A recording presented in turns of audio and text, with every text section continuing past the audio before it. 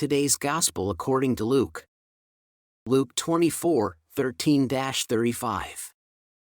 That very day, the first day of the week, 2 of Jesus' disciples were going to a village 7 miles from Jerusalem called Emmaus, and they were conversing about all the things that had occurred.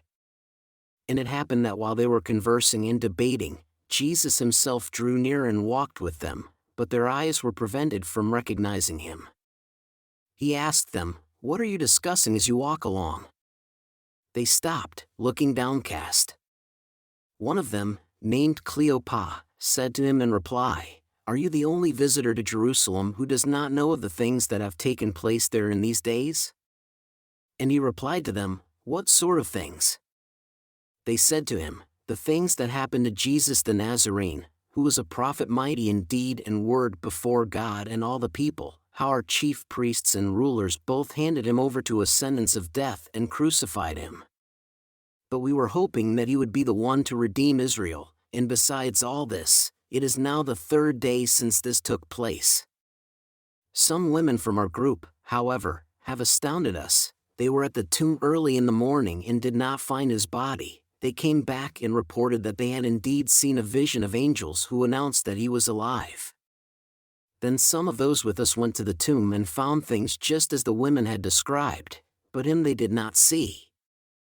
And he said to them, "Oh, how foolish you are! How slow of heart to believe all that the prophets spoke!